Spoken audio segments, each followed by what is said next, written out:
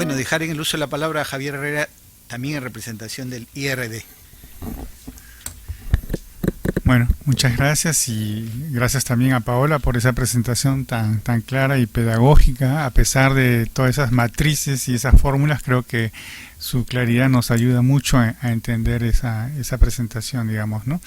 Yo quisiera dar en preámbulo una advertencia para que no se me malinterprete. Ayer ya lo dije y creo que es importante repetirlo, la importancia de considerar las distintas dimensiones de la pobreza y sobre todo y en particular el caso de aquellos hogares que acumulan distintas dimensiones a la vez. Creo que eso es algo muy importante y creo que también, como lo dije, el INEI lo ha reconocido desde hace mucho tiempo. Y ahora me recordaba el informe de pobreza del año 2001, tiene un capítulo que se llama Pobreza Multidimensional y precisamente allí abordábamos este efecto combinado de distintas dimensiones de pobreza utilizando la misma ENAO. O sea que no creo que se nos pueda sospechar de no adherir, digamos, a esa idea de necesidad de considerar esas dimensiones y el efecto acumulado de las dimensiones. Y creo que también, y eso que tampoco se malinterprete mis críticas, que puede ser, o comentarios, o más bien preguntas al indicador, en el sentido de que también hemos sido muy críticos con los indicadores de pobreza monetaria. Justamente el trabajo de la comisión es hurgar, digamos, en todos los puntos débiles de la medición de pobreza monetaria para tratar de mejorarla y reconocer sus límites. Creo que es difícil considerar de que existe un solo indicador que sea perfecto y que pueda cubrir todas las dimensiones, etcétera, ¿no? Es decir, aquí también ha habido un trabajo muy importante de crítica al indicador de pobreza monetaria y en la comunicación hacia el público en general también ha habido un esfuerzo de educación en temas estadísticos para que se pueda entender y interpretar mejor los indicadores de pobreza monetaria. Y creo que ese mismo esfuerzo debemos hacerlo también en caso que adoptemos otro tipo de indicadores. Bueno, y dicho esto, ahora entro más en el comentario específico y creo que hay algunas preguntas que creo que sería importante plantear. Una de ellas creo que es también muy pertinente, ¿no? Antes incluso de empezar la medición es interrogarse sobre cuál es la unidad de medición. Son los hogares, son los individuos y vemos que en las presentaciones se oscila tanto en unos como en otros y creo que la consideración de esto tiene implicancias también sobre el mismo indicador. Por ejemplo, ¿qué hacemos cuando en el mismo hogar tenemos niños, por ejemplo, que pueden presentar algunos de ellos carencias y otros no? Y en distintos hogares hay distinto número de niños. Entonces, ¿cómo contamos ese hogar? ¿Lo contamos como uno o contamos el número de niños dentro de cada hogar? Y si es el caso, ¿cómo consideramos las distintas composiciones demográficas del hogar? O también cómo nos interrogamos sobre la posibilidad que si estos hogares hubiesen estado expuestos a esa situación, quizás también hubieran sufrido la misma privación. Es decir, ¿qué contrafactual podemos utilizar para corregir o no este indicador? Y esto me lleva a una segunda reflexión que también ha sido mencionada ayer y es de que no todas las dimensiones son pertinentes para todos los hogares. Hay hogares para quienes no se aplican ciertas dimensiones, ciertos indicadores, y esto no es un problema específico tampoco del indicador de pobreza multidimensional, lo era ya en el de necesidades básicas insatisfechas. Hay hogares en los que no tienen niños y por consiguiente no se aplica. Entonces la pregunta es, ¿cómo debemos considerar en la partición esos hogares? ¿Debemos considerarlos como missing? ¿Debemos considerarlos como que no tienen esa privación? Entonces eso también creo que demanda una respuesta de la parte de la desagregación. Finalmente, también otro problema que tiene que ver con este tema de las dimensiones y la pertinencia de las dimensiones, así como hay dimensiones que no son pertinentes para todos los hogares, hay dimensiones que son pertinentes para grupos específicos, tanto de individuos como de hogares. Y creo que ahí también hay varios trabajos, incluso en este dominio del índice multidimensional, que abordan el tema de los niños, el de los adultos mayores, pero eso también plantea el problema de la desagregación, ¿bajo qué universo? Es el universo de la población concernida por esa dimensión. Entonces, llevando esa lógica a su término, podemos decir lo mismo, que esto tiene una implicancia sobre el indicador multidimensional. Habría que tratar de ver alguna manera de ajustar al número de dimensiones que es variable según los tipos de hogares. quizás una pista sea un cálculo del indicador relativo, es decir, relativo no tanto en términos de la brecha, sino relativo al número de dimensiones pertinentes para cada hogar. Uno podría imaginar que la privación no la vamos a contar en absoluto, la vamos a contar en relativo respecto al número de dimensiones que sea pertinente para cada hogar. Que eso podría ser una manera, en cierto modo, de normalizar este factor de heterogeneidad que existe entre los hogares. Otro problema que también hemos mencionado en algunas intervenciones, yo mismo la mencioné, el tema de la separabilidad entre las distintas dimensiones, que también tiene una implicancia sobre la desagregación. La desagregación exige que las dimensiones sean consideradas en cierto modo como independientes unas de otras. Sin embargo, sabemos de que existen interacciones entre las distintas dimensiones. Hablaba de la educación de la madre, la salud de los niños, etcétera. Podremos imaginar muchas dimensiones más que interactúan entre sí. Y decía también de que esas interacciones son muy importantes para la política pública porque contribuyen a tener una mayor eficacia en la intervención. El efecto combinado de una intervención es mayor que el efecto separado en cada una de ellas. Entonces es importante poder pensar quizás en alguna solución para ese tema de la interacción entre las distintas dimensiones. Pero creo que mi comentario central yo lo pondría más bien por el lado de la completud o no de la desagregación. Paola nos ha mencionado la diferencia que hay entre descomposición, desglose. Yo no entendí muy bien en qué caso se explica y espero que ella nos pueda aclarar un poco. En el libro mismo, en una sección se habla de la descomposición por grupos y un desglose por dimensiones. Entonces ese es un punto que creo que necesita ser aclarado. Pero lo que yo quería insistir es de que la definición de quién es pobre o no es pobre está determinada en realidad por el coeficiente K, que es el número de dimensiones a partir del cual un hogar es considerado pobre. Y aquí también hay una oscilación en el vocabulario, en la mismo enunciado, quizás por el hecho de que la palabra multidimensional es demasiado larga, pero a veces se queda, y tanto en una como en otra exposición he escuchado determinación de quiénes o quiénes no son pobres.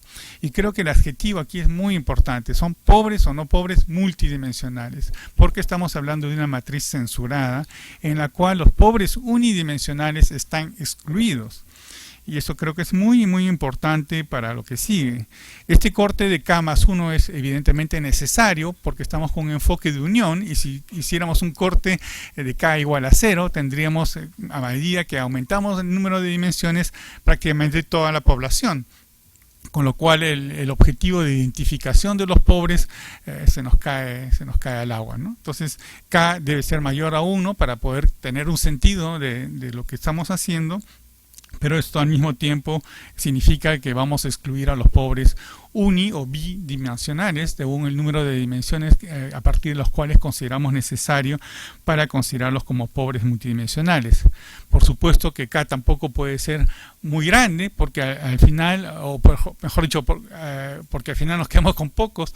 Y lo otro es que tampoco podemos adoptar una visión quizás de intersección, porque eso es lo que nos lleva justamente a una reducción de un muy pequeño número. No todos los hogares, muy pocos hogares en realidad combinan todas las dimensiones al mismo tiempo, ¿no? Entonces es por ello que, y creo que con justa razón, el enfoque es más por el lado de la unión. En todo caso en las mediciones empíricas es lo que se hace.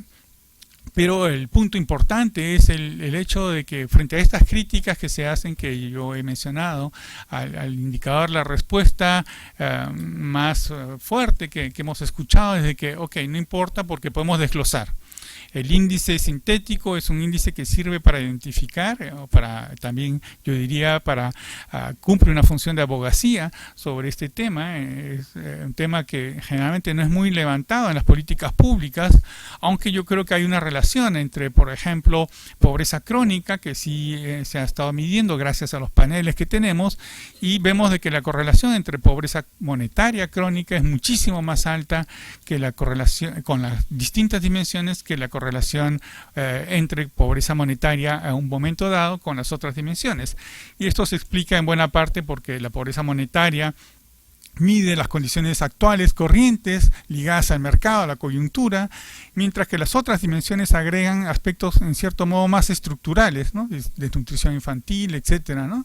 Que son factores que están más vinculados a la acumulación de privaciones en el tiempo, es decir, acumulación en cierto modo de privaciones monetarias, digamos, de acceso a recursos para poder acceder a la salud, etcétera. Entonces, por eso es que la correlación entre pobreza crónica es muchísimo monetaria, es muchísimo más alta que la con pobreza multidimensional que la simple pobreza en un momento dado. Pero volviendo al tema, entonces, esta desagregación es muy importante para las políticas públicas porque es la respuesta que nos dan, porque eso permite, uno, de poder saber cuál es la dimensión que está contribuyendo más a la pobreza multidimensional, y también la desagregación nos dice, lo que nos están presentando Paola y Sabina, dónde hay que intervenir, es decir, qué grupos son los que están más afectados y en qué regiones están más afectados. Mi comentario, más bien, en cierto modo, un comentario crítico que tiene que ver con este adjetivo, ¿no?, de multidimensional o no, que se utilice de manera sistemática, es de que el momento en que tenemos una matriz censurada, estamos excluyendo a los pobres unidimensionales dentro del conteo de la pobreza multidimensional, y los estamos excluyendo también dentro de la desagregación o desglose, como se quiera llamar, de las distintas dimensiones y de los distintos grupos. Y por eso, y lo dijo también, creo que Paola muy claramente, la tasa bruta no puede ser igual de ninguna manera a la tasa neta. ¿Y esto qué significa? Que estamos excluyendo en cada una de las dimensiones, porque uno puede ser pobre unidimensional en cualquiera de las dimensiones, uno puede estar excluyendo pobres en determinada dimensión. Y como no tenemos jerarquías establecidas a priori, por lo menos por ahora, entre las distintas dimensiones, cosa que puede seguir cambiada. El caso de México es uno de ellos. Tiene 50% de ponderación para pobreza monetaria, aunque esto en cierto modo contradice el enfoque que proviene de Amartya Sen, que no queremos medir medios para conseguir resultados, sino que queremos medir directamente, en cierto modo, los logros, ¿no? Pero bueno, en todo caso, el hecho de que no tengamos una jerarquía por ahora, en todo caso en esta discusión que estamos teniendo ahora, entre distintas dimensiones, puede ser de que una de esas dimensiones sea fundamental para la vida, mientras que otros lo sean menos, y excluirlas significa pues un grave error en cierto modo de política pública. Debemos considerarlos todos.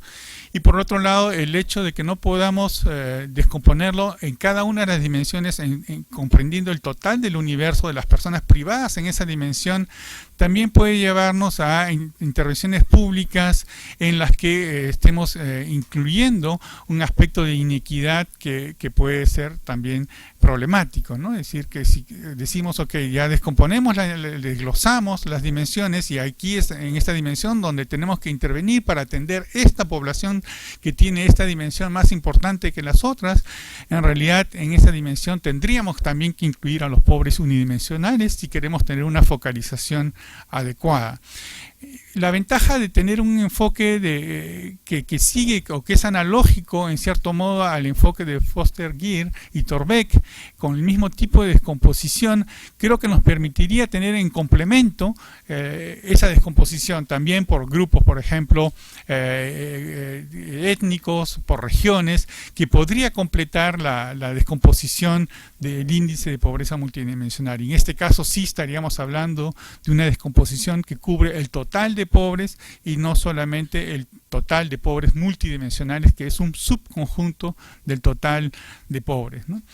Y en ese sentido creo que también, y no sé si lo mencionó Paola o también Sabina, en el momento de la exposición tenemos un tema también que definir respecto a la descomposición. ¿Qué es lo que descomponemos? Las brechas pueden ser también descompuestas, las brechas y la severidad pueden ser también descompuestas de la misma manera que la incidencia de pobreza multidimensional, la incidencia ajustada, evidentemente. Yo pienso que eso depende del tipo de variables de dimensiones que estemos considerando, y creo que Sabina también lo comentó en otra presentación, en otra oportunidad. Cuando tenemos una combinación de incidencias que tienen una métrica cardinal y una métrica ordinal, es decir, variables continuas y variables dicotómicas por otro lado, variables continuas, las brechas de ingreso, por ejemplo, en caso de que las hubiéramos incluido, o el número de años de escolaridad, y por el otro lado la ausencia o presencia de agua potable, desnutrición, etcétera, que sí o no el hogar lo tiene. En este caso las brechas en cuanto a las variables ordinales es siempre 1, en caso de que tengamos una ausencia o presencia, mientras que en el caso de las variables cardinales, esa brecha es típicamente inferior a 1. ¿Y esto qué significa? Significa que en el momento del cálculo de las brechas o de la severidad, estamos dándole implícitamente una ponderación mayor a las variables ordinales que a las variables cardinales. Por eso es que pienso que deberíamos, y creo que Sabina también lo sugirió en otra oportunidad, limitar esa descomposición, excluyendo las descomposiciones de las brechas o de la severidad, en caso que tengamos combinadas variables cardinales con variables ordinales, ¿no? Entonces eso creo que me parece algo necesario de mencionar. Bueno, esos eran mis comentarios y bueno, espero que no implique, digamos, como decía en un inicio, el tirar el agua y el bebé al mismo tiempo, sino más bien tener conciencia de esos problemas y tener conciencia de que en realidad un indicador puede cumplir muchas funciones. Una de ellas, como decía, es la abogacía para poder señalar un problema y que ese problema sea llevado al debate público, cosa que hasta ahora no ha ocurrido. Y eso me parece cumplir una función muy importante. Otra cosa muy distinta, y como lo dijo también Javier Escobar, es de que necesitemos o no un índice sintético unidimensional de distintas dimensiones.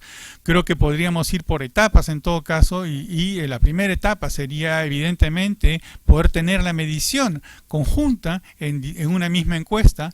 La segunda etapa sería ver cuántos hogares acumulan varias dimensiones. La tercera etapa evidentemente podría ser los análisis de las interacciones entre estas distintas dimensiones y luego viene una etapa en la que ya no está tanto en el poder de los técnicos la decisión sobre que hay que tomar antes de comenzar la medición del índice, que son cuáles son las dimensiones que debemos tomar una vez dada la disponibilidad de los datos y la necesidad de ampliar la captación de datos en dimensiones olvidadas.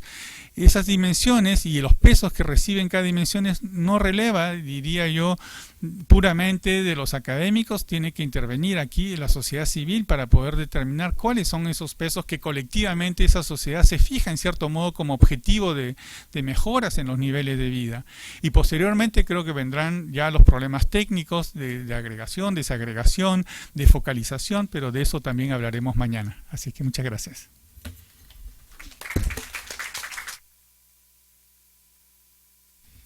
Muy bien. ¿Comentarios? Adelante, disculpen, su nombre. Sí, está bien.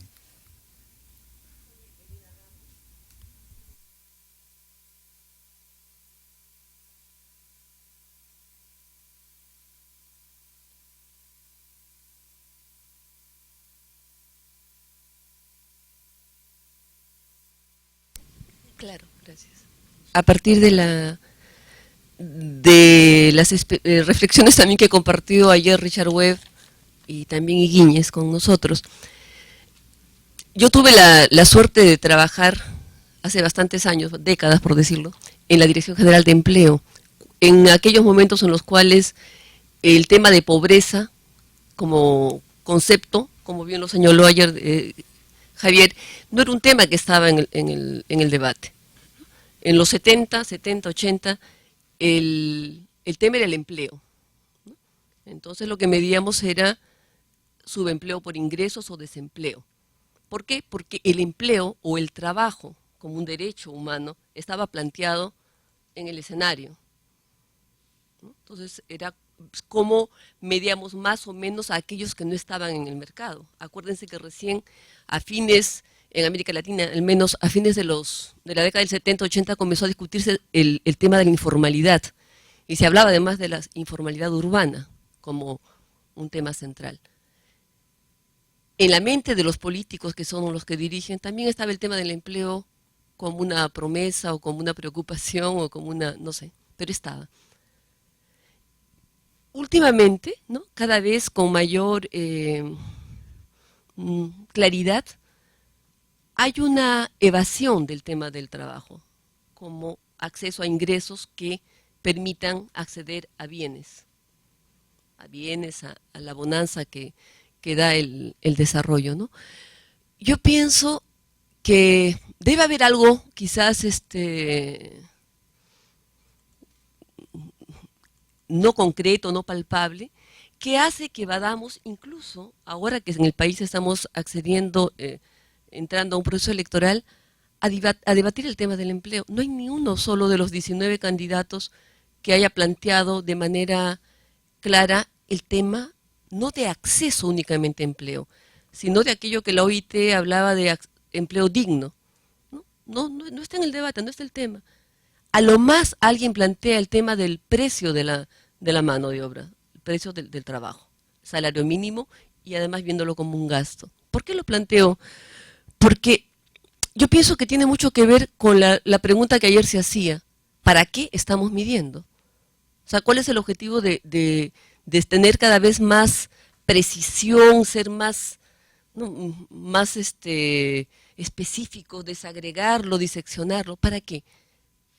Supuestamente desde el Estado, para diseñar políticas. Y las políticas no se limitan a las políticas focalizadas, como las que tenemos ahora alrededor del MIDIS. Las políticas tienen que ser de otro carácter, en mi opinión. Tienen que ser no solamente aquellas que van a compensar exclusiones múltiples, porque hay personas que concentran en sí todas las carencias, ¿no? Entonces, ¿cómo hacemos con ese individuo, con esa familia? No es que le tocó en suerte carecer de todo. Vive en una familia, tuvo padres que también vivieron ahí. Es decir, es un poco lo que comentaba hace un momento Javier. Hay carencias que se heredan. Yo he tenido la oportunidad hace un año de trabajar en Juntos, ¿no?, que, como ustedes saben, es un programa de transferencia condicionada a el acceso de los niños. Hasta los 19 años se amplió el concepto de niños y adolescentes al colegio, y de las madres gestantes y de los niños bueno, ustedes saben que es Juntos. Y el problema está que tú podías entrar a un distrito focalizado como pobre, si tenía más de 40% de pobreza, ¿no?, y recién ahí entrabas a focalizar a los individuos. Tenían el mismo objetivo y había que focalizarlos. Era un proceso de selección al interior de la comunidad, ¿no? ¿Qué pasaba en las comunidades indígenas de la Amazonía? ¿No? ¿De qué manera? A ver, si una comunidad está en un distrito que tuvo la suerte, entre comillas, de ser pobre, ese distrito ya está focalizado para Juntos. Y ese pueblo indígena que ocupa un espacio geográfico que va más allá de los límites distritales, tiene otras comunidades que, siendo del mismo grupo, no están en el mismo distrito. O sea, Piña no te tocó ser focalizado, pero más allá. En esa comunidad, siendo una comunidad que tiene otro tipo, porque se habla de interculturalidad, pero a veces no podemos expresar ese enfoque intercultural en las variables o en los indicadores o en las metodologías que empleamos, cómo al interior de una comunidad que tiene otro tipo de organización y otro tipo de valores, tú discriminas, a ti sí, tú sí eres pobre y tú no.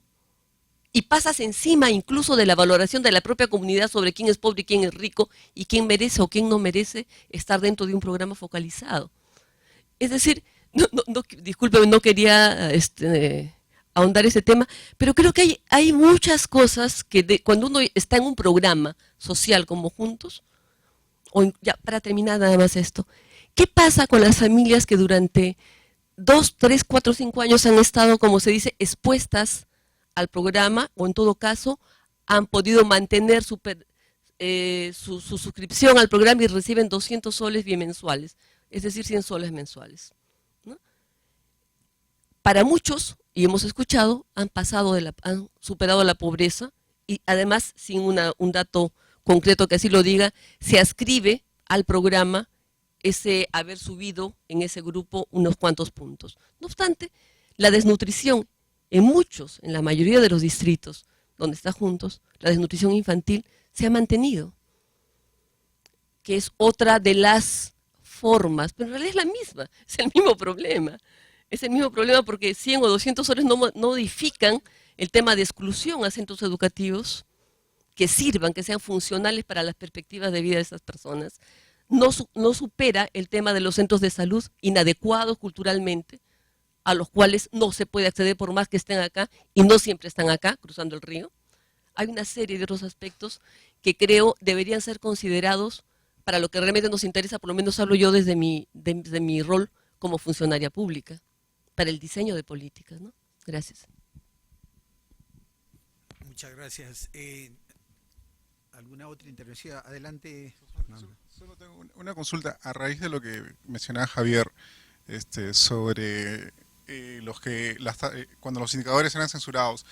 En algunos países cuando se presentan estos datos, presentan también un cuadro donde esté mencionado la gente que no es pobre, cuál es la dimensión que más los representa, tipo porque si los no pobres tienen una carencia muy fuerte, que es la misma que señala la pobreza multidimensional, entonces todo apuntaría al mismo sentido y digamos quedaría reflejado ahí no sé si se entiende.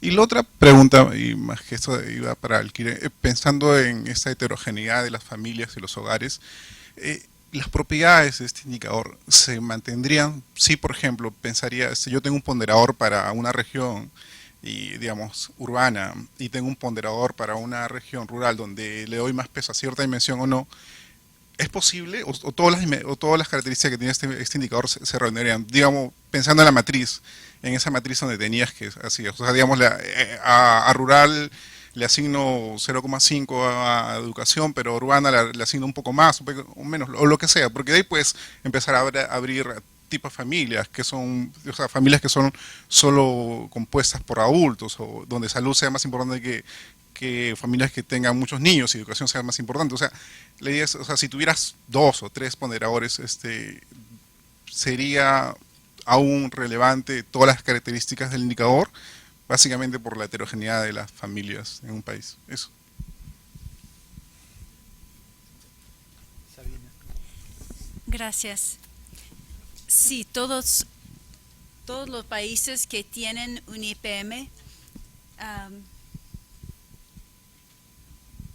lo siento, todos los países que tienen un IPM oficial tienen una tabla con todos los datos no censurados. Y también nosotros para el IPM global tenemos una table con todos los datos no censurados. Y entonces y también hay gráficos con los datos censurados y no censurados. Entonces se pueden ver muy rápidamente qué es el indicador. Por ejemplo, en el caso del IPM global, que Adriana va a presentar esta tarde, si tomamos el enfoque de Union, como Javier Herrera mencionó, 75% de la población de 5.2 billón de personas son pobres, según la Unión. Si tomamos el corte de un tercer parte, es 30%. Entonces es una diferencia enorme. En el caso de Perú, con el IPM global, 60% de la población son pobres por el enfoque de Unión. Por el enfoque utilizando un corte de 33%, es 10.5%. ¿Por qué? 17.5% de la población de Perú experimentan solamente una carencia. Exactamente una carencia. 9.4% tienen carencias, pero menos que 20%. 23% de la población tiene carencias entre 20 y 30%. Pero ustedes como técnicos saben que lo que hacemos es utilizar todos los cortes de K. Y podemos mostrar los resultados gráficamente para todos los valores de K, para comparar a través de tiempo si es tan robusto para todo, para un rango de valores del K corte. Pero sí, entonces todos los datos están ahí, ustedes lo tienen y ustedes pueden diseñar el informe que conduce a sus propósitos. y normalmente utilizan los dos, los datos no censurados y los datos censurados. Pero como vamos a discutir en la tarde, el problema es, por ejemplo, la calidad de datos. En el caso del IPM global, la mayoría de la gente que solamente experimenta en una privación es en combustible para cocinar la comida, que es leña o algo sucia. Pero en esta pregunta, en la encuesta, no hay información sobre ventilación. Si es en realidad una contaminación del aire.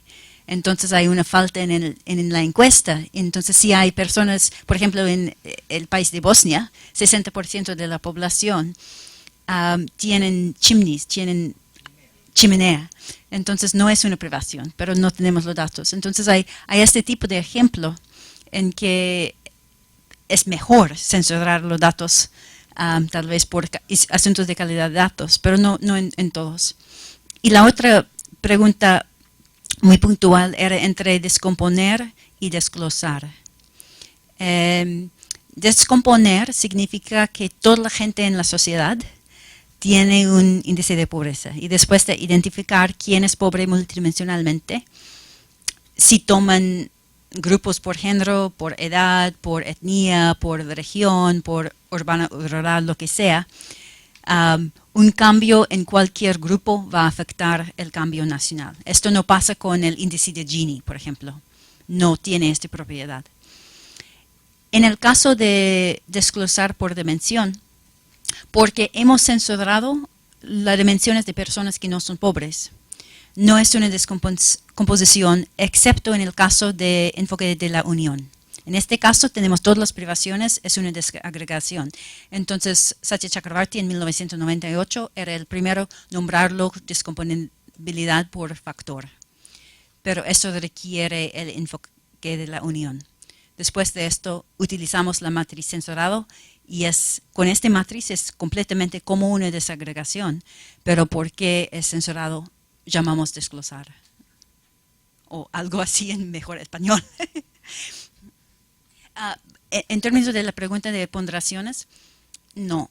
Si cambian las ponderaciones, no se pueden tener. Lo que sí pueden hacer, y han hecho en la medición de CEPAL, es identificar diferentes cortes de privación. Por ejemplo, en áreas rurales, en la medición de CEPAL utilizan diferente corte para agua y saneamiento que en áreas urbanas.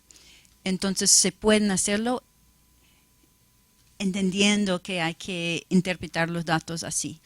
Pero con las mismas ponderaciones hay diferentes expectativas en diferentes áreas para qué significa una privación.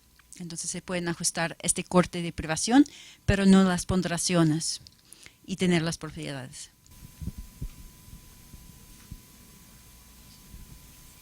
Javier, ¿quieres agregar algo? No. Sabina tampoco. Bueno, no habiendo más comentarios hoy día en la mañana, entonces vamos a hacer un alto a la jornada.